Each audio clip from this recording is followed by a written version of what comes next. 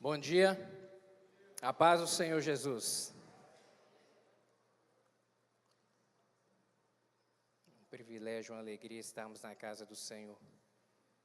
Exaltar o nome do nosso Deus, reconhecendo que toda a graça e misericórdia vem dEle, todo o amor, toda a bondade, todo o cuidado, toda a misericórdia vem do nosso Deus, que tem sido nosso sustento, nosso amigo, nosso abrigo, que tem sido um Deus extremamente amoroso, generoso e cuidadoso.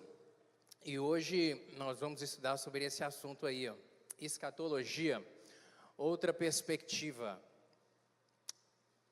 A gente hoje está chegando no final dessa revista sobre Isaías, o livro de Isaías, onde nós estudamos desde fevereiro, que nós estamos estudando essa revista. E quanta coisa profunda a gente já aprendeu até aqui. É um livro maravilhoso. É conhecido realmente como uma Bíblia, um resumo da Bíblia dentro da Bíblia. Porque fala, livro de Isaías, a respeito de toda a mensagem do Evangelho. Toda a mensagem desde a criação do homem, envolto no propósito do Senhor, e daí o pecado entrando, a contaminação do pecado na vida do homem, e traz ali, a partir da primeira metade do livro de Isaías até o capítulo 39, vem trazendo uma mensagem de condenação, uma mensagem de juízo, mas a partir do capítulo 40 de Isaías, ele traz uma mensagem de salvação, uma mensagem de conforto, uma mensagem de esperança, e essa palavra vai assim até o capítulo 66, portanto uma mensagem viva, que é justamente a mensagem do Evangelho de Jesus Cristo. Traz essa simbologia como se fosse realmente a mensagem do Novo Testamento, onde vem a boas novas, porque Evangelho significa isso, boas novas, a boa nova da esperança da salvação em Cristo Jesus, a boa nova de saber que agora nós temos algo em quem acreditar e em quem crer, sabendo que seremos redimidos pelos nossos pecados através do aceitar Jesus Cristo com o nosso coração aberto. Essa é a mensagem da boa nova da esperança da salvação em Cristo Jesus. E toda essa construção do livro de Isaías traz essa mensagem apontando também para Cristo. As revelações que o Senhor deu a esse profeta foi também apontando para o Messias que viria. E ele é o profeta que mais falou a respeito de Jesus Cristo, a respeito da obra de Jesus Cristo, a respeito de quem seria o Messias, a respeito do nome do Messias, a respeito do local do nascimento do Messias, com uma precisão impressionante, que só poderia ser dada por Deus, porque esse homem viveu exatamente 700 anos antes de Cristo. Então é impossível a gente imaginar alguém prever algo que vai acontecer daqui a 700 anos com tanta exatidão. E não é aquelas previsões de cotovelo, como de repente a gente vê na televisão no final do ano, não. Não é isso não. É com precisão, dizendo qual seria o nome dele, qual seria o ministério dele, a abrangência do ministério, por onde ele andaria falando, de onde ele surgiria. Então traz uma mensagem realmente muito precisa a respeito da salvação em Cristo Jesus. E nós estudamos durante todo esse tempo, esses temas do livro de Isaías, desde a sua chamada, ali no capítulo 6, onde é um desafio muito grande para ele, e Deus, um desafio porque o próprio Deus, quando o chama, fala para ele que o ministério dele seria um ministério extremamente difícil. As pessoas não ouviriam, não aceitariam a sua mensagem, porque era uma mensagem de confronto, era uma mensagem de chamar o homem à responsabilidade, de apertar o homem, porque o povo de Deus estava completamente afastado e distante da mensagem dos propósitos do Senhor, daquilo que Deus havia estabelecido de ordenanças na lei para o povo seguir e cumprir, para andar em consonância com o propósito de Deus. Então o povo totalmente afastado do Senhor. E aí Deus levanta esse homem para poder trazer essa palavra de confronto, e ele traz, e realmente é um ministério muito árduo, onde as pessoas não aceitaram, não ouviram, não deram ouvidos à sua palavra. Então estudamos a respeito disso, estudamos a respeito de religiosidade. Agora no capítulo 66, Isaías vai falar mais alguma coisa a respeito disso, e nós também falaremos a vinda do Messias. Então, diversos assuntos que estudamos durante esse tempo todo, desde fevereiro, apontando realmente para o Senhor. Na semana passada estudamos sobre a luta da fé. A luta da fé, que é um desafio tremendo, porque para ser cristão precisa de ter fé. Sem fé é impossível agradar a Deus, porque é necessário que é necessário que tenhamos fé para que possamos aproximar do Senhor. Por isso é necessário ter fé. O cristianismo precisa de ter fé. A base do cristianismo é a fé. E aí nós estudamos lá Isaías 63 e 64, trazendo aplicação lá para o Novo Testamento, ali a respeito da vida de Abraão, que teve que ter fé. Teve que ter fé, um homem que lutou contra a esperança, uma palavra que Deus deu a respeito da vida dele, e ele teve que ter fé para poder acreditar, porque de um corpo morto, Deus faria nascer uma multidão, faria nascer uma nação inteira, através de um casal que estava de forma fecunda, mortos, porque já não tinham mais condição de produzir filhos, então esperando contra a esperança, e nós estudamos isso na semana passada. E hoje a gente chega com o desafio, nessa última aula, estudar a respeito de escatologia.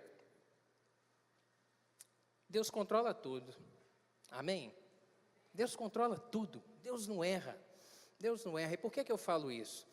Porque, desde fevereiro que a gente está estudando essas aulas, então teve inúmeros pastores que vieram aqui, programações que aconteceram na igreja, e aí a gente não sabia quando é que a aula ia acabar, quando que a revista ia acabar, exatamente. Tinha-se a ideia, mas não sabia quando. E ela vem acabar justamente agora.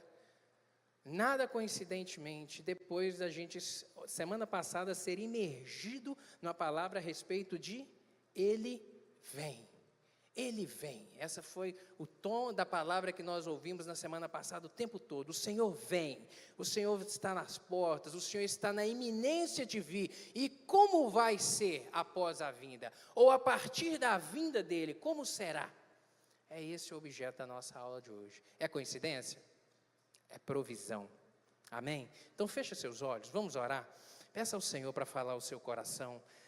Senhor Deus, estamos aqui na tua presença para estudar a palavra do Senhor, que é viva, que é rica, que é penetrante, que mexe com as nossas entranhas, que mexe com a gente, Pai, porque ela é uma palavra que transforma, é a única palavra que tem a poder e a capacidade de mudar o coração do homem, é a palavra do Senhor, que é viva, que quando entra, muda a mente, transforma a maneira de pensar.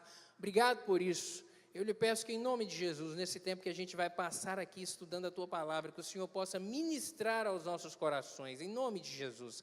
Deus, queremos ouvir a Tua voz, a Tua doce voz. Eu lhe peço, me dá graça para transmitir essa palavra. Eu dependo de Ti, Senhor. Espero em Ti totalmente. E lhe peço que a capacitação e o revestimento de graça do Senhor. E lhe peço que o Senhor abençoe aqui aos meus irmãos. Em nome de Jesus, a vida de cada um, fala ao coração, abra a nossa mente, Pai, para termos entendimento a respeito da revelação do Senhor para o final dos tempos que nós estamos na iminência de começar a viver. Em nome de Jesus, nos dá entendimento da Tua Palavra, tira todo espírito de confusão da nossa mente, meu Deus amado, e abra o nosso entendimento para a gente ver e enxergar também com os nossos olhos, com os olhos da fé e com os nossos olhos naturais, que as coisas estão já caminhando a passos largos para o fim, que o fim está iminente, meu Pai. Em nome de Jesus, nos dá esse entendimento e fala conosco nessa manhã, que possamos sair daqui marcados mais uma vez pelo Senhor. É o que eu lhe peço em nome de Jesus. Amém. Abra sua Bíblia aí, por favor, Isaías capítulo 65, nós vamos ler aí a partir do verso 17, até o capítulo 66, que tem apenas 24 versos.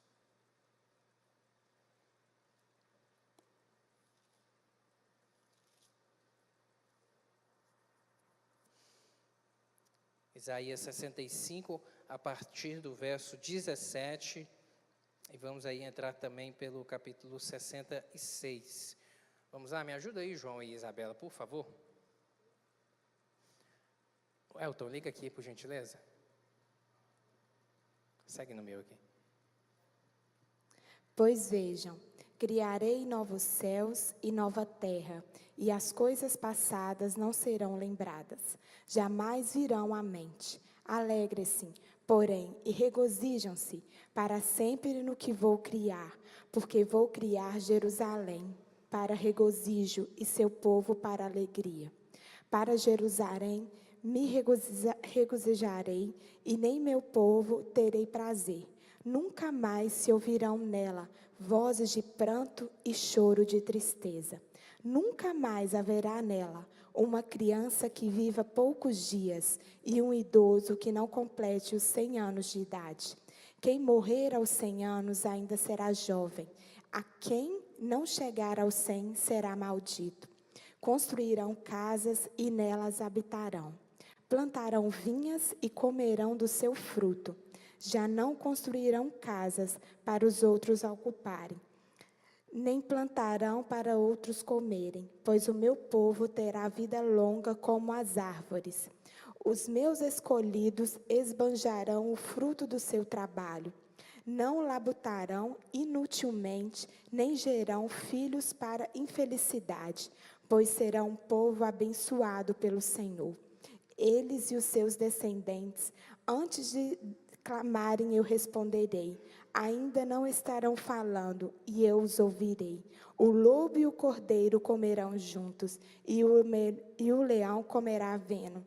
Como o boi e como o pó serão a comida da serpente. Ninguém fará nem mal, nem destruição em todo o meu santo monte, diz o Senhor. Isso. Assim diz o Senhor. Assim diz o Senhor: o céu é o meu trono, e a terra o escabelo dos meus pés. Que casa me edificaríeis vós? E qual seria o lugar do meu descanso? Porque a minha mão fez todas estas coisas, e assim todas elas foram feitas, diz o Senhor. Mas para esse olharei, para o pobre e abatido de espírito, e que treme da minha palavra. Quem mata um boi é como o que tira a vida a um homem. Quem sacrifica um cordeiro é como o que degola um cão. Quem oferece uma ablação é como o que oferece sangue de porco. Quem queima incenso em memorial é como o que bendiz a um ídolo. Também estes escolhem os seus próprios caminhos, e a sua alma se deleita nas abominações. Também eu escolherei as suas calamidades, farei vir sobre eles os seus temores, porquanto clamei e ninguém respondeu. Falei e não escutaram, mas fizeram o que era mal aos meus olhos, e escolheram aquilo em que eu não tinha prazer. Ouvi a palavra do Senhor, os que tremeis da sua palavra, vossos irmãos que vos odeiam e que para longe vos lançam para amor do meu nome, dizem: seja glorificado o Senhor, para que vejamos a vossa alegria, mas eles serão confundidos. Uma voz de grande rumor virá da cidade, uma voz do templo, a voz do Senhor, que dá o pago aos seus inimigos. Antes que estivesse de parto, deu à luz. Antes que lhe viessem as dores, deu à luz a um menino. Quem jamais ouviu tal coisa? Quem viu coisas semelhantes? Poder-se-ia fazer nascer uma terra num só dia? Nasceria uma nação de uma só vez? Mas Sião esteve de parto e já deu à luz a seus filhos. Abriria eu a madre e não geraria? Diz o Senhor. Geraria eu e fecharia a madre? Diz o teu Deus. Regozijai-vos com Jerusalém e alegrai-vos por ela, vós todos os que a amais, enchei-vos por ela de alegria, todos os que por ela pranteastes, para que mameis e vos farteis dos peitos das suas consolações, para que sugueis e vos deleiteis com a abundância da sua glória. Porque assim diz o Senhor: eis que estenderei sobre ela a paz como um rio, e a glória dos gentios como um ribeiro que transborda. Então mamareis, ao colo vos trarão, e sobre os joelhos vos afagarão. Como alguém a quem consola sua mãe, assim eu vos consolarei, e em Jerusalém vós sereis consolados. E vós vereis, e alegrar-se-á o vosso coração, e os vossos ossos reverdecerão como a erva tenra. Então a mão do Senhor será notória aos seus servos, e ele se indignará contra os seus inimigos. Porque eis que o Senhor virá com fogo, e os seus carros como um torvelinho, para tornar a sua ira em furor, e a sua repreensão em chamas de fogo. Porque com fogo e com a sua espada entrará o Senhor em juízo com toda a carne, e os mortos do Senhor serão multiplicados.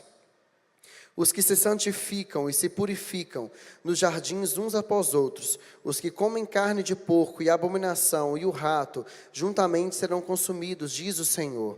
Porque conheço as suas obras e os seus pensamentos. Vem o dia em que ajuntarei todas as nações e línguas, e virão e verão a minha glória. E porei entre eles um sinal, e os que deles escaparem enviarei às nações, a Tarsis, Pul e Lude, flecheiros, a Tubal e Javã, até as ilhas de mais longe, que não ouviram a minha fama, nem viram a minha glória, e anunciarão a minha glória entre os gentios. E trarão a todos os vossos irmãos, dentre todas as nações, por oferta ao Senhor, sobre cavalos, e em carros, e em liteiras, e sobre mulas, e sobre dromedários. Trarão ao meu santo monte, a Jerusalém, diz o Senhor. Como quando os filhos de Israel trazem as suas ofertas em vasos limpos à casa do Senhor. E também deles tomarei alguns para sacerdote e para levitas, diz o Senhor. Porque como os novos céus e a nova terra que hei de fazer estarão diante da minha face, diz o Senhor, assim também há de estar a vossa posteridade e o vosso nome. E será que desde a lua nova até a outra, e desde um sábado até ao outro, virá toda a carne a adorar perante mim, diz o Senhor. E sairão e verão os cadáveres dos homens, que prevaricaram contra mim. Porque o seu verme nunca morrerá, nem o seu fogo se apagará, e serão um horror a toda a carne. Obrigado, João e Isabela. Bom, Isaías, capítulo 1, ele começa um retrato a respeito da pecaminosidade do homem. E ele termina agora no capítulo 66, dando um olhar de um momento de bem-aventurança, um momento de paz, um momento de bênção abundante. Ele começa, portanto, falando de um estágio inicial de afastamento de Deus, de dificuldade, de sofrimento, de tristeza, de perturbação para o homem em razão do pecado, e ele termina aqui no capítulo 66 falando de um tempo novo, um surgir novo do Senhor, um tempo de bênção abundante, um tempo de vida longa, um tempo de prosperidade, um tempo de alegria e um tempo de paz. É, portanto, como eu disse, o resumo da Bíblia, porque a Bíblia começa em Gênesis falando a respeito de quê? Gênesis capítulo 3, do pecado que entra na humanidade. O pecado que entra e começa a corromper tudo aquilo de perfeição que Deus criou. Uma natureza perfeita, um sistema perfeito, e aí o pecado entra e começa a contaminar tudo, e principalmente entra pelo homem, começa a contaminar pelo homem a vida do homem. E aqui no tempo do fim, será um tempo de tudo novo, de coisas novas, de agir novo, de vida realmente abençoada. Portanto, ele é um resumo da Bíblia. Na primeira parte que nós vimos aí do capítulo 65, a partir do verso 17, ele começa a falar de novo céu e nova terra. Só que novo céu e nova terra já está lá no final dos acontecimentos. Eu queria te posicionar um pouco antes a respeito de alguns eventos que vão acontecer a partir de hoje, a partir dos nossos dias. Ele vem a qualquer minuto. Pode ser hoje, pode ser semana que vem, pode ser que as suas férias de janeiro não vão acontecer. Pode ser. Então ele vem, nós estamos nessa iminência de algo acontecer. E o que é esse algo?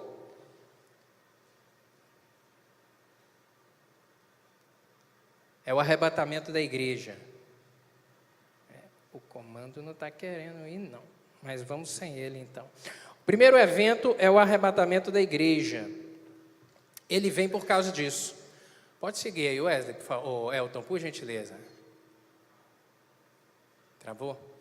O primeiro evento é o arrebatamento da igreja, que vai acontecer a qualquer minuto. O arrebatamento da igreja, o que será o arrebatamento da igreja?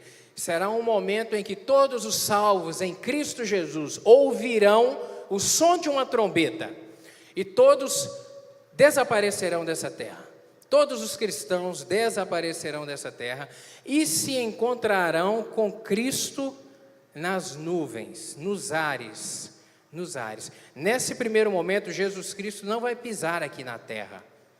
Ele estará nos ares, todos os cristãos ouvirão essa trombeta e desaparecerão. Crianças desaparecerão, todas elas. Imagina, eu imagino, porque a Bíblia diz que é a consciência do pecado é que traz a condenação do homem ao inferno. É a consciência a respeito do pecado.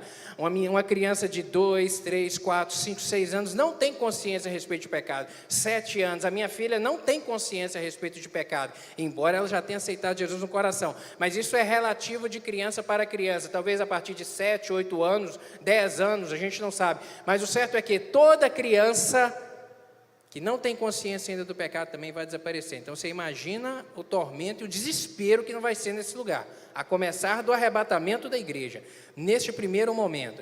Então o arrebatamento é isso, todos os cristãos ouvirão o chamado, ouvirão o som da trombeta e subirão. Este momento é o arrebatamento, algo maravilhoso que a gente espera, o cristão espera de uma maneira ansiosa, porque aí será o começo da vida eterna, o começo da paz, o começo daquilo que a gente espera durante toda a caminhada cristã, um momento de se encontrar com o Senhor, um momento de deixar essa vida de sofrimento, de angústia, de tristeza, de dificuldade que é a nossa rotina do dia a dia. O primeiro fato é esse, o arrebatamento. Ele vem por conta disso. Quando se fala ele vem, é isso, é o arrebatamento. O segundo fato que vai acontecer, aí em sequência, é o julgamento da igreja no tribunal de Cristo, que é o recebimento do galardão. Todos os salvos em Cristo, a Bíblia diz que todo cristão será recompensado pela sua obra, por aquilo que nós fizemos aqui na terra, aquilo que a gente planta em relação ao reino do Senhor, em relação a produzir para o Senhor. A Bíblia diz, o próprio Jesus Cristo nos diz isso em Mateus capítulo 24, a respeito de remunerar pela semente que plantou, pelo aquilo que fez.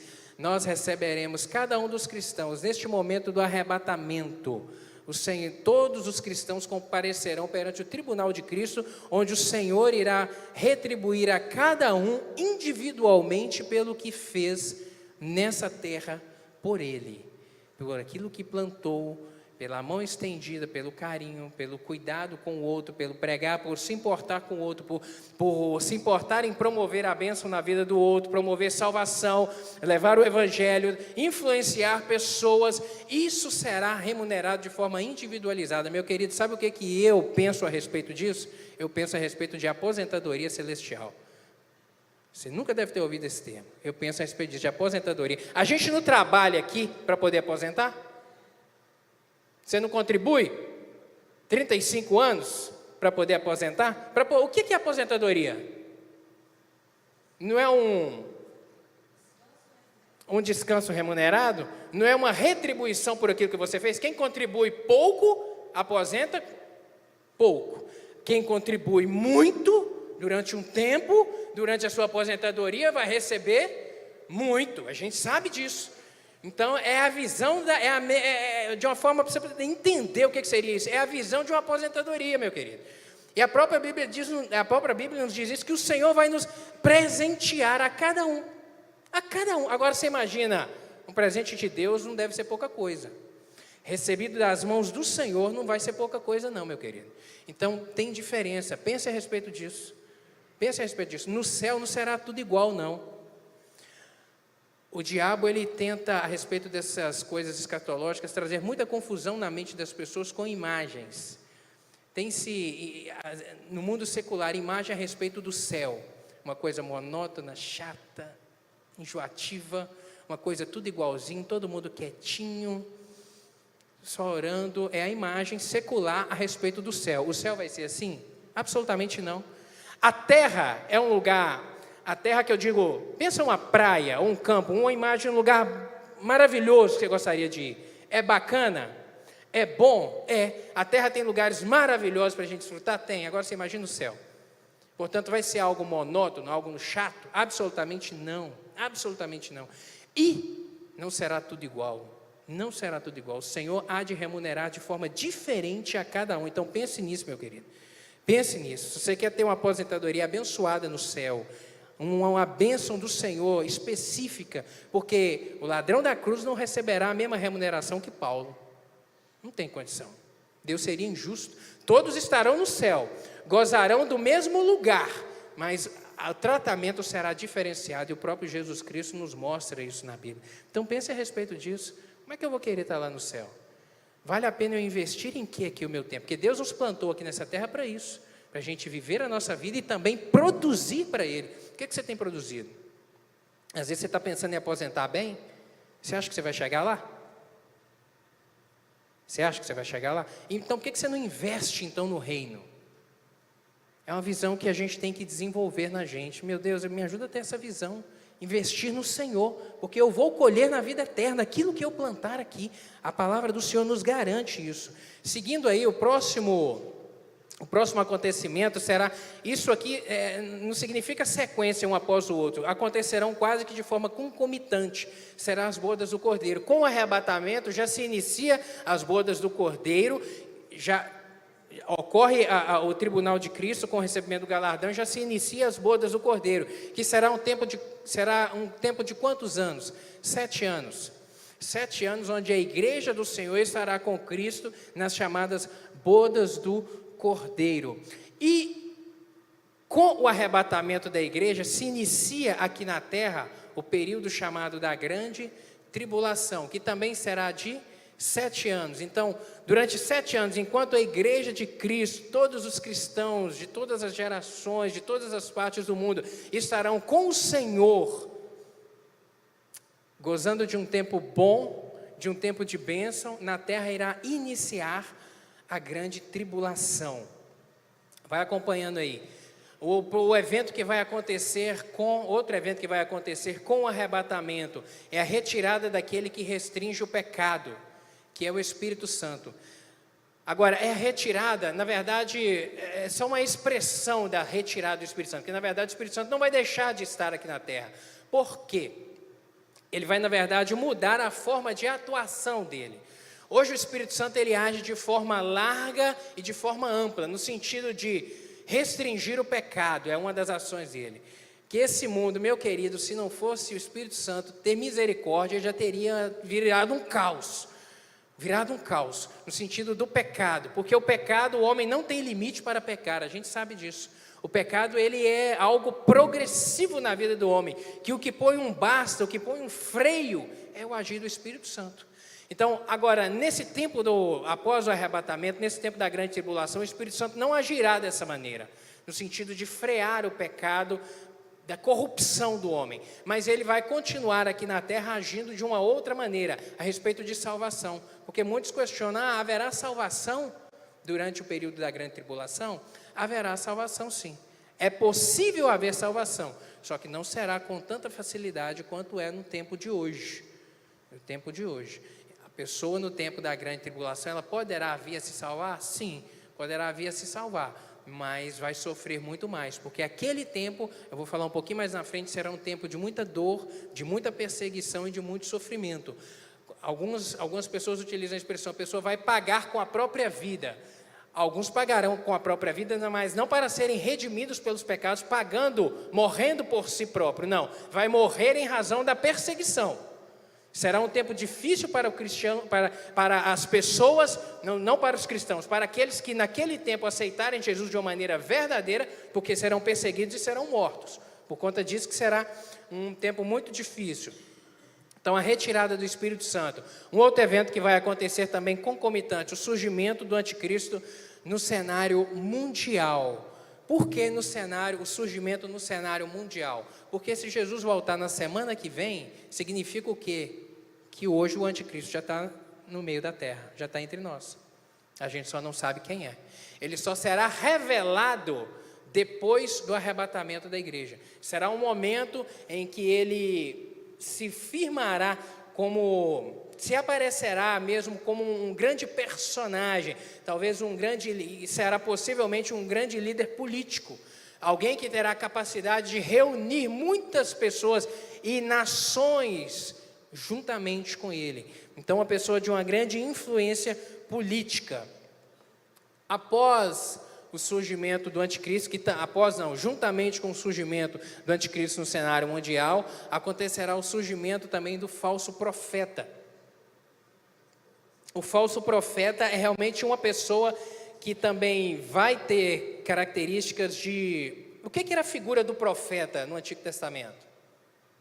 Era uma figura religiosa, não era isso? Era um homem que era o interlocutor entre Deus e o povo. O homem no Antigo Testamento não tinha liberdade de chegar a Deus como nós temos hoje. Precisava de ter alguém para poder comunicar, para poder falar. Era a figura do profeta no Antigo Testamento. A figura do falso profeta aqui no tempo da grande tribulação será alguém que terá também um aspecto, que agirá também no aspecto religioso. Será um grande líder religioso. Alguém que usado pelo diabo... É um homem também, que usado pelo diabo, o diabo o dotará de poder para operar sinais, para operar milagres, para operar prodígios, com qual finalidade?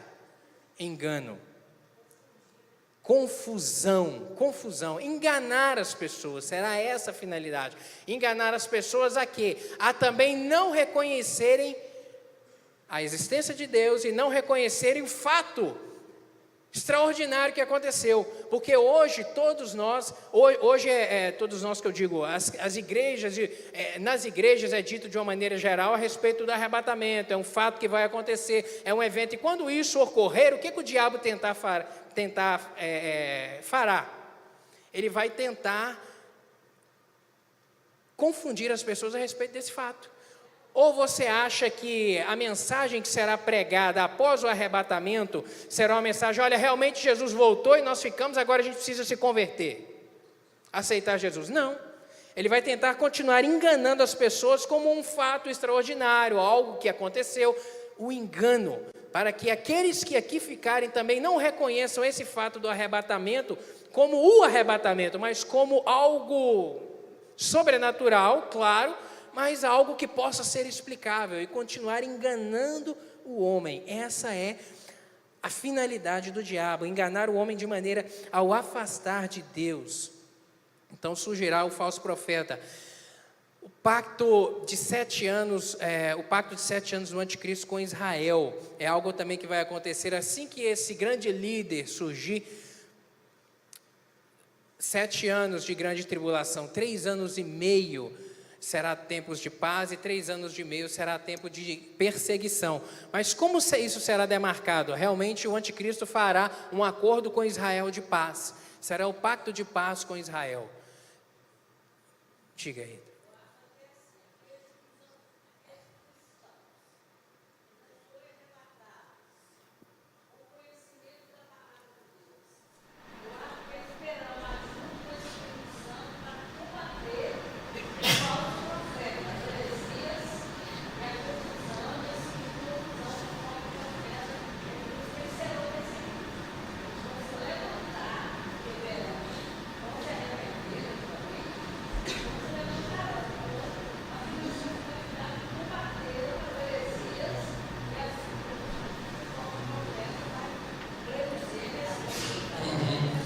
Entendi. Deixa eu só reproduzir aqui para você que está aí atrás, que não ouviu, para quem está nos assistindo. A Rita está dizendo a respeito de que os cristãos,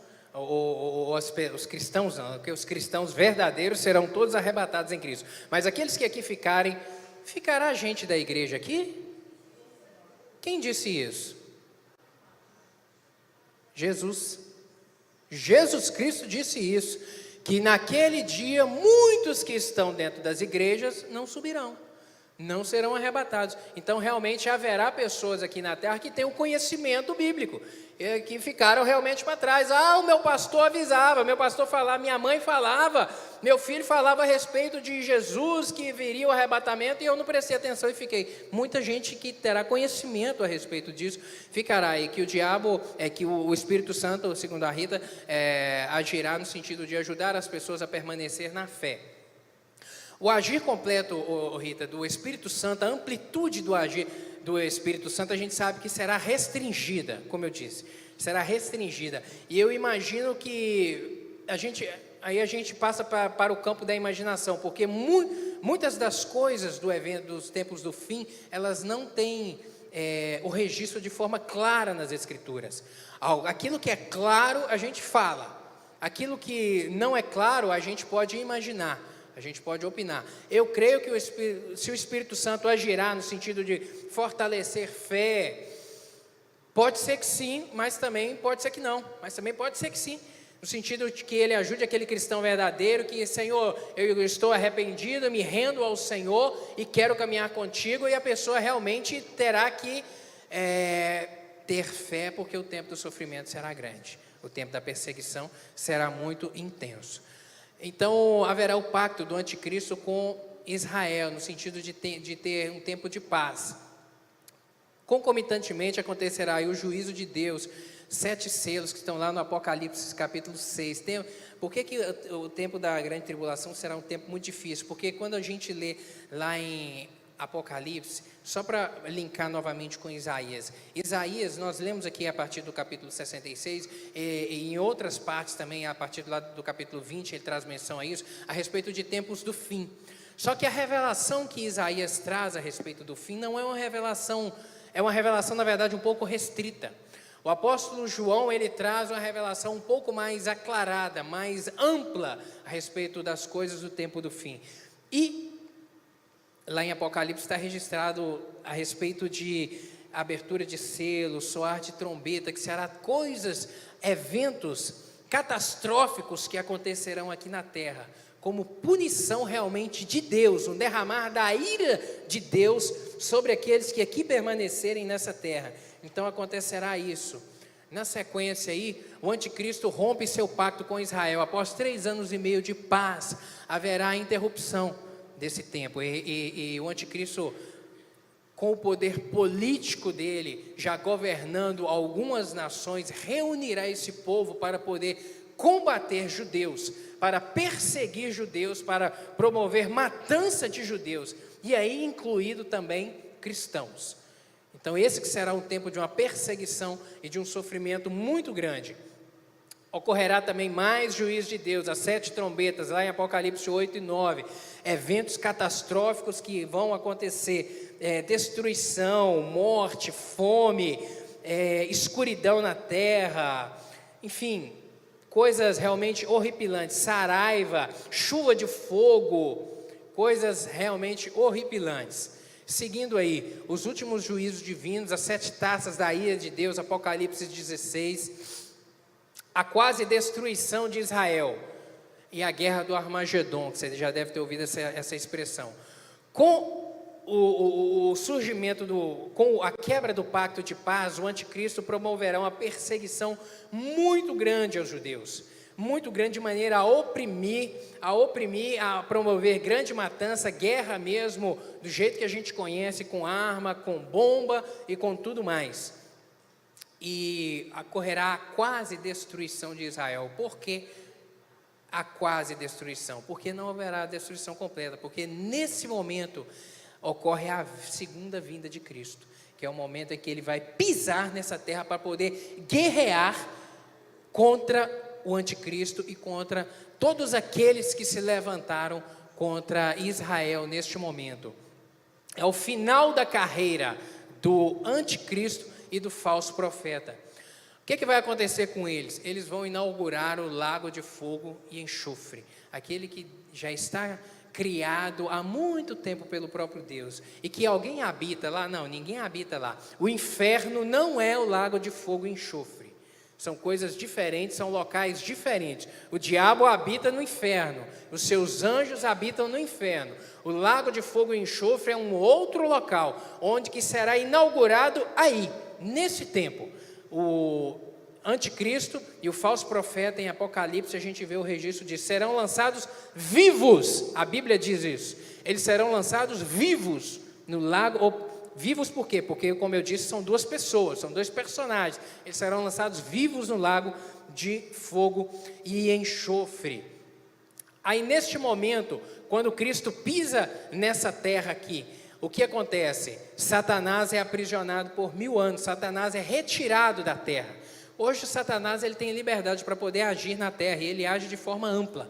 E ele será retirado aqui da terra, lançado no inferno, não no lago de fogo e enxofre, lançado no inferno e aprisionado lá durante 1000 anos. Nesse tempo começa aqui o reinado milenar de Cristo. Jesus Cristo reinando aqui nessa terra, com os cristãos que foram arrebatados, que vão descer do arrebatamento para habitar aqui, e também com os cristãos vivos.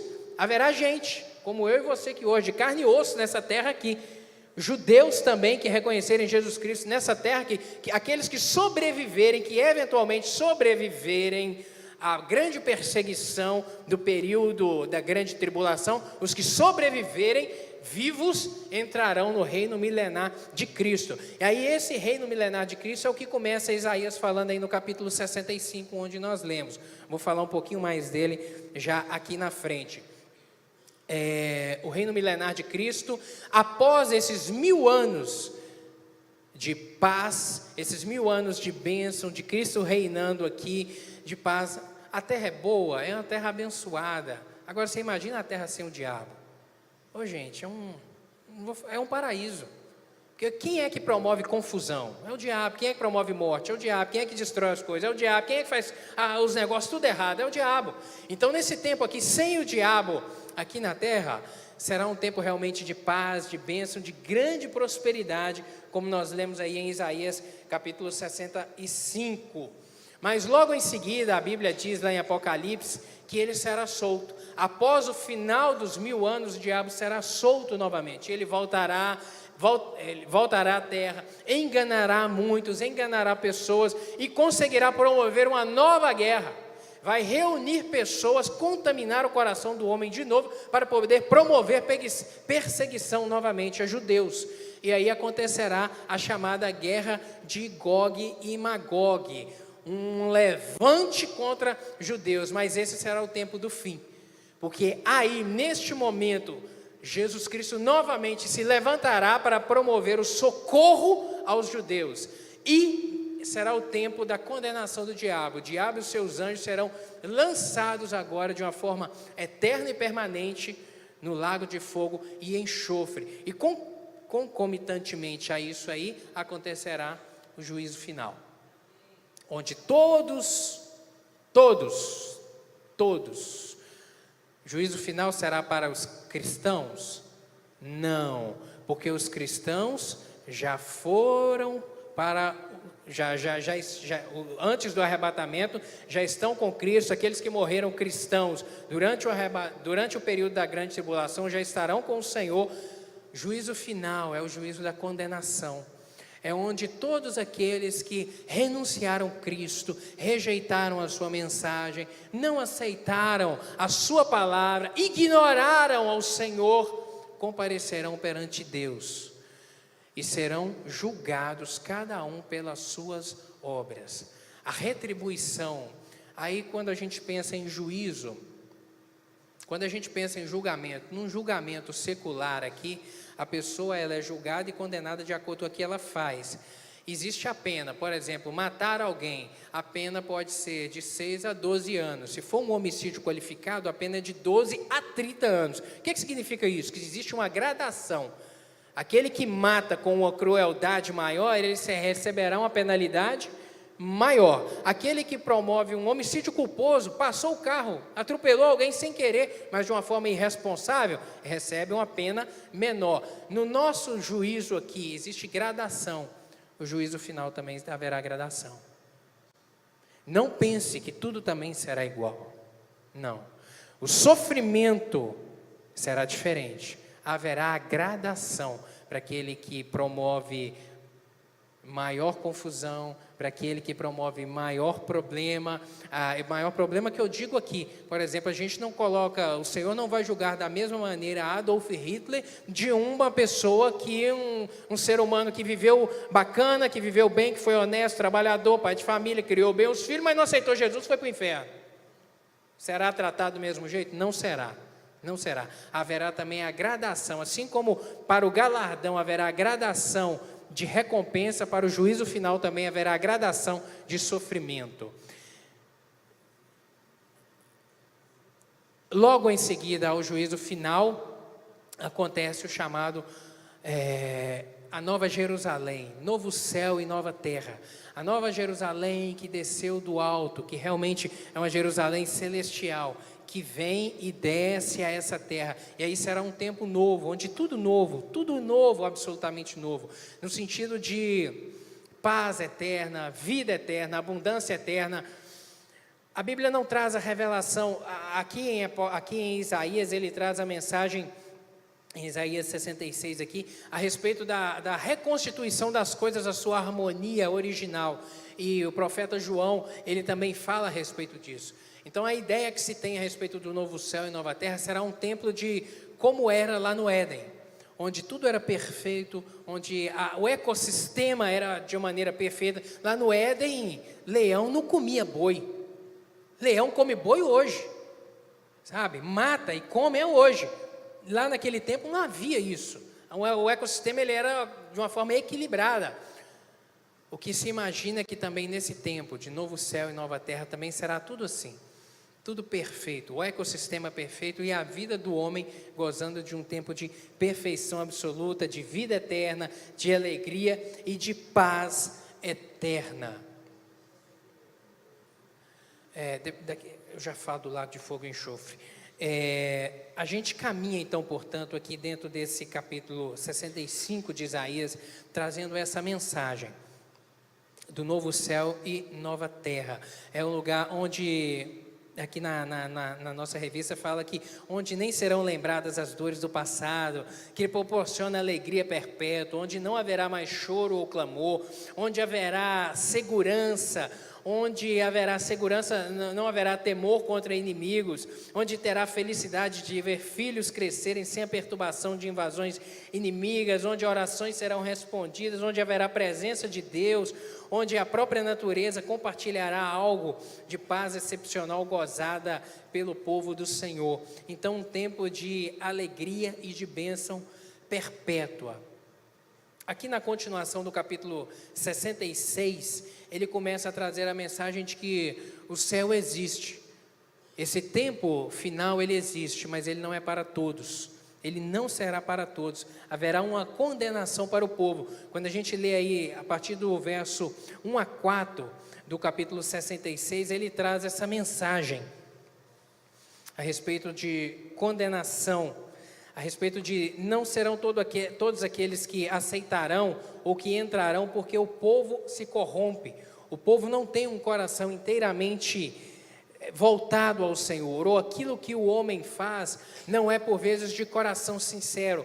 Aí aqui em Isaías ele vem falar a respeito do culto que não é verdadeiro. Ele fala a respeito, nos versos de 1 a 4, da religiosidade do povo. Em todo o Antigo Testamento ele vem condenando isso. O verdadeiro culto não é uma questão de templo, versos 1 e 2, e o verdadeiro culto não é uma questão de sacrifício. Por quê? O culto foi uma ordenança de Deus lá no Antigo Testamento? Foi. O sacrifício foi uma ordenança de Deus também no Antigo Testamento? Foi. Era necessário o povo, para que houvesse perdão de pecados, promover o sacrifício. Pegava-se o animal, apresentava-se-lhe o cordeiro perante o profeta, ele colocava a mão sobre o animal, o sacerdote, colocava a mão sobre o animal, colocava a mão na cabeça da pessoa, ali imolava, ele orava, o pecado da pessoa era passado ao animal, e assim haveria o derramamento de sangue ali daquele animal, como expiação do pecado daquela pessoa. Era uma ordenança de Deus, foi instituído por Deus? Foi. Só que a mensagem de Isaías aqui é uma mensagem de confronto ao povo. Por quê? Eles deixaram de fazer isso? Não. Eles continuavam indo ao templo, eles continuavam fazendo sacrifícios, mas só que não era de forma verdadeira, não era de coração, não era de coração. E Deus não agrada de nenhuma das nossas atitudes que não seja de coração verdadeiro, querido. Vir à igreja é uma ordenança do Senhor para nós? É. Ler a Bíblia é uma ordenança? É. Orar, Jesus Cristo disse para a gente orar? É. Mas fazer todas essas coisas por fazer agrada a Deus? Não. Se não tiver sendo feito com o coração, se não tiver sendo feito de maneira contrita, Deus não recebe nada disso. Trazer o dízimo e colocar no gasofilácio é uma ordenança? É. Mas fazer isso só por fazer, Deus recebe e responde? Não. Não recebe, não responde. O que ele diz? Trazei com alegria, trazei com gratidão, trazer por obrigação, Deus recebe? Não recebe. Então, na Bíblia, o Senhor, Ele nos traz inúmeras ordenanças a respeito da nossa forma de conduta no relacionar com Ele, mas em todas elas, Ele condiciona o recebimento disso a um coração contrito, a um coração quebrantado, a uma vida de santidade. Porque orar só por orar, ler a Bíblia, se ler a Bíblia promovesse crescimento espiritual, amadurecimento e bênção na vida das pessoas, todos os teólogos iam para o céu. Todos os teólogos iam para o céu. Mas vão? Não, porque nem todo aquele que lê a Bíblia nem todos aqueles que leem a Bíblia leem com o coração aberto. Leem ávidos por poder receber essa mensagem, por entender essa mensagem. Ler a Bíblia sem os olhos da fé, meu querido, são apenas palavras, é como um livro secular. Agora, com os olhos da fé, com o coração quebrantado e sedento por entender essa mensagem, querer que ela promova vida na nossa vida, aí causa diferença na vida do homem. Então, essa mensagem aqui de confronto de Isaías no capítulo 66 a respeito disso. Nos versos 5 e 6 ele vai falar a respeito de julgamento, a respeito de condenação, a respeito também de perseguição, que é a mesma palavra que Jesus Cristo trouxe lá em Marcos capítulo 13, verso 13, onde ele fala também que sereis odiados por todos por causa do meu nome. Aquele que, porém, que perseverar até o fim, este será salvo. A respeito aí no capítulo 66, a partir do verso 10 até o verso 13, ele vai falar do cuidado de Deus para com o seu povo. Ele vai falar a respeito de Jerusalém, a forma como Deus cuida de Jerusalém, simbolizando aí o seu povo de uma maneira geral. Isaías continua com essa linguagem, e aí ele utiliza uma linguagem materna para descrever o cuidado de Deus para com o seu povo. Deus cuida, meu querido. Cuida, Deus cuida com amor, com graça, com misericórdia, com generosidade tão grande das nossas vidas. Cuida do seu povo. Quando a gente olha para a história de Israel, esse povo já era para ter morrido e deixar de existir há muitos anos atrás, gente. Não tem condição um povo tão perseguido quanto o povo judeu. Ao longo da história, povos muito mais fortes em número e fortes economicamente, fortes belicamente, deixaram de existir ao longo da história. E esse povo, um povo pequeno, tantas guerras, tanta perseguição, continua existindo até hoje. Isso é o que, gente? Isso é prova do cuidado de Deus. Isso é prova do cuidado de Deus. Aqui no próprio livro de Isaías, quando nós estudamos há um tempo atrás, quando Senaqueribe bate lá as portas de Jerusalém para entrar e para destruir, e afronta Deus e ofende o povo, falando: quem são vocês para acreditar que Deus vai promover algum livramento para salvar vocês? O que Deus faz? Um anjo só mata 185 mil soldados, numa penada só, uma foiçada só, 185 mil, instantaneamente. Isso é o que? Cuidado de Deus. É a boa mão de Deus. E o profeta vem falando aqui a respeito disso.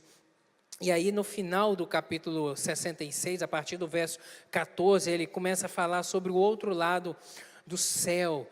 ele fala também a respeito da população do céu, aí do versículo 18 até o versículo 24, aí do versículo 19 ali até o 23, sobre a obra missionária, sobre o mover que Deus tem feito ao longo de toda a história, levantando pessoas, mantendo a sua igreja com a palavra, no sentido de mostrar à humanidade o seu amor, para que o homem se converta a Ele, para que o homem dobre o seu coração a Ele, para que o homem se volte a Ele. Deus, na verdade, é o grande missionário de toda a história, querendo atrair o homem a si, levando a sua própria mensagem à raça humana, no sentido de promover restabelecimento, restauração de relacionamento com Ele.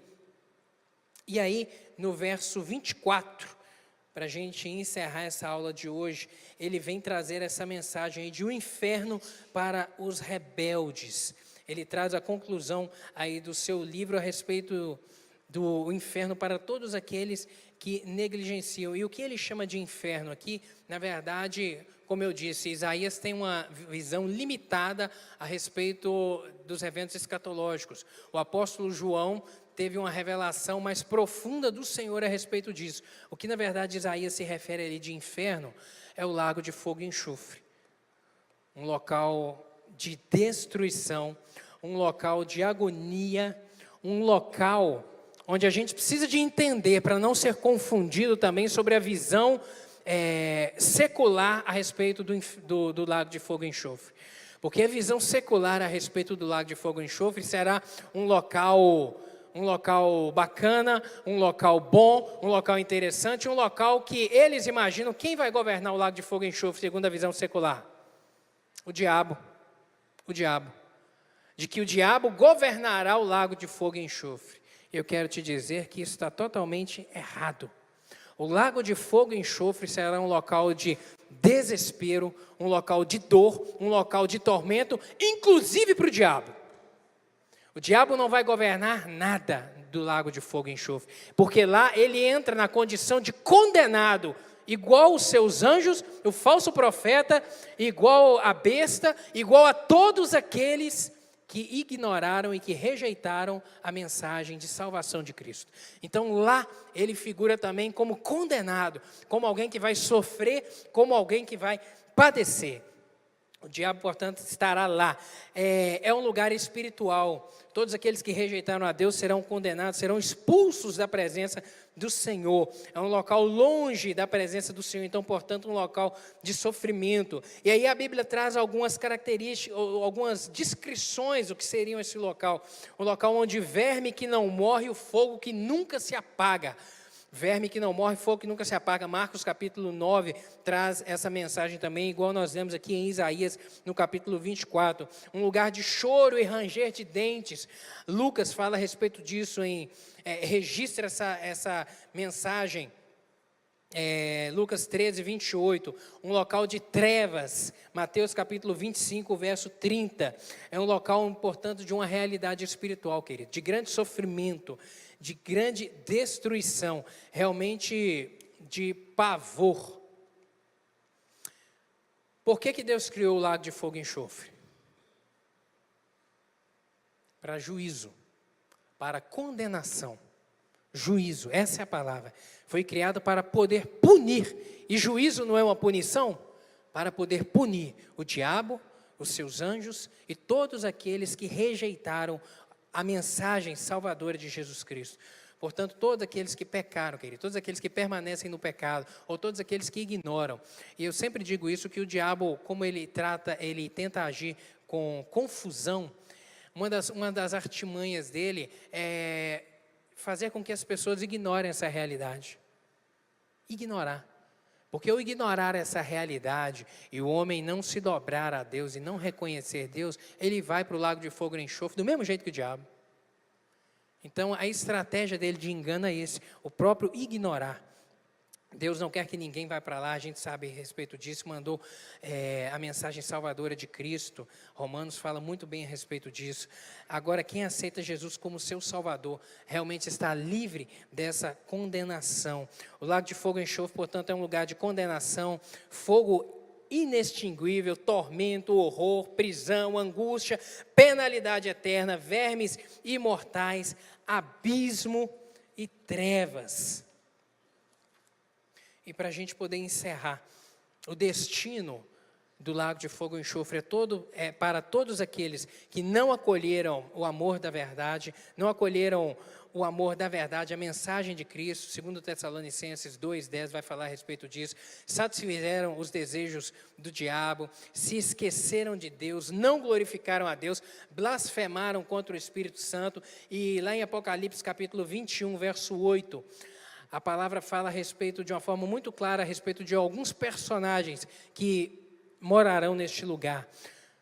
Os que são covardes, incrédulos, abomináveis, assassinos, impuros, feiticeiros, idólatras e mentirosos. A Bíblia descreve essa classe de gente aí. Esses daí herdarão o lago de fogo e enxofre. Portanto, meu querido, um local de muito tormento, um local onde será o derramar da ira de Deus. O derramar da ira de Deus. Agora, você imagina isso. Deus, Ele é Deus de misericórdia, mas Ele também é Deus de ira. Ele é Deus de juízo, Ele é Deus de condenação. E a palavra é essa: haverá o derramar da ira do Senhor. Se Deus promove o bem de uma maneira tão intensa, Ele também tem o mesmo poder de promover o sofrimento de uma maneira muito intensa. E a Bíblia diz que será um sofrimento promovido por Deus. Deus é que vai promover o sofrimento ali no lago de fogo e enxofre. E será um sofrimento eterno. Portanto, um local que a gente tem que lembrar disso. Porque isso aí não ajuda a gente a ser mais crente. A lembrar e falar: meu Deus, em nome de Jesus, eu quero viver uma vida de santificação, de retidão com o Senhor, porque eu não quero jamais imaginar ir para um lugar desse. E também nos estimula a promover também a propagação da mensagem do Evangelho. Porque você imagina seu filho num lugar desse, sua mãe, seu pai, seus amigos, sua parentela num lugar desse. Por que a gente tem que lembrar disso? Para a gente promover a mensagem do Evangelho, meu querido. Promover a mensagem do Evangelho. Meu Deus, eu não quero ir, mas também não quero que os meus vão. Por isso a Bíblia nos ensina a orar, a clamar pela salvação, orar. Se de repente você tem chamado alguém, convidado alguém, levado a mensagem, ou de repente você não tem chamado ninguém, está acomodado na vida espiritual. Para mim está bom demais aqui, do jeito que está. Porque tem muitos cristãos que se acomodam. Se para mim está bom, está bom. Ou transmite a mensagem do Evangelho de uma forma muito recatada. Lembre-se disso, meu querido. Lembre-se disso. Acorde de manhã e lembre-se disso. Porque para isso te motivar, não, eu preciso de falar do Evangelho. Eu preciso de influenciar as pessoas a Cristo. Eu preciso de levar pessoas a Cristo. Eu preciso de levar para poder salvar dessa condenação de Deus. Portanto, o diabo não reinará no lago de fogo e enxofre. Não é nada dessa visão secular que o mundo quer transmitir. Será um local de muito tormento e de muita dor eterna. Portanto, eu preciso levar a mensagem do Evangelho para promover salvação, para que o meu parente, para que o meu amigo, para que aqueles que eu amo estar junto, possam escapar dessa condenação eterna e possam povoar o céu. Amém, meu querido? Não se esqueça disso.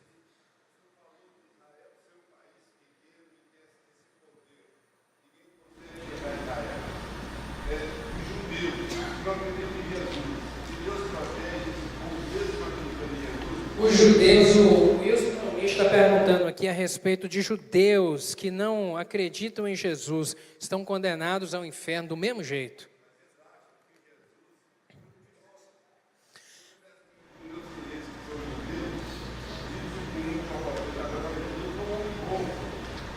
A visão do judeu é realmente essa.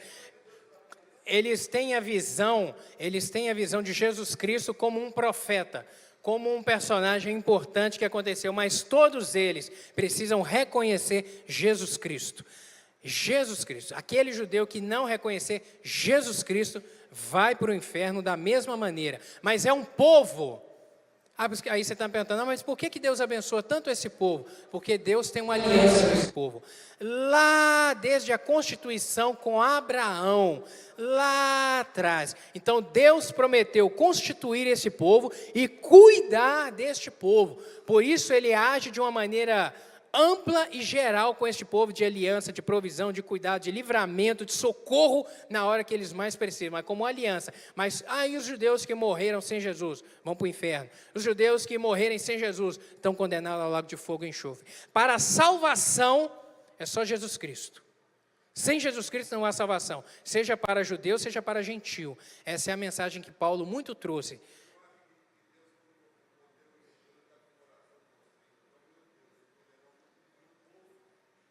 Não entendi, como é que é?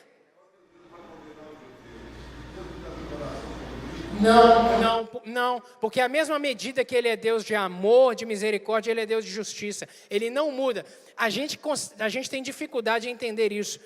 Deus, Ele é 100% amor e 100% também justiça. Então, Ele consegue, na mesma postura, ou na mesma medida, amar, mas também condenar aquele que não se entrega a Jesus Cristo, que é o único caminho ao céu. Amém? Feche seus olhos aí. Vamos orar. Meu Deus, eu lhe peço, Espírito Santo, que o Senhor complete essa palavra no coração de cada um dos meus irmãos aqui, em nome de Jesus.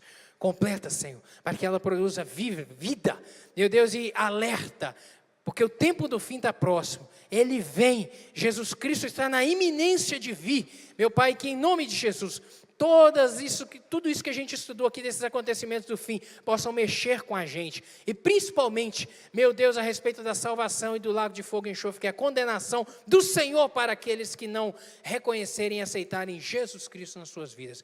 Por isso eu lhe peço, completa, e que essa palavra nos incomode, a gente viver em santificação, em santidade, em retidão, meu Deus, e a levar a Tua palavra, a Tua mensagem, àqueles que estão longe e afastados do Senhor. É o que eu lhe peço em nome de Jesus. Amém. Deus te abençoe, meu irmão.